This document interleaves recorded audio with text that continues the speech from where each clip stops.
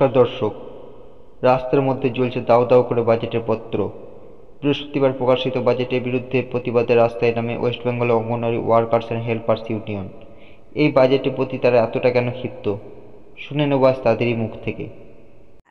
কেন্দ্রীয় সরকার বিগত যে বাজেট ছিল 21,523 কোটি টাকা, সেই টাকা কমিয়ে 323 কোটি টাকা বরাদ্দ কমিয়েছে।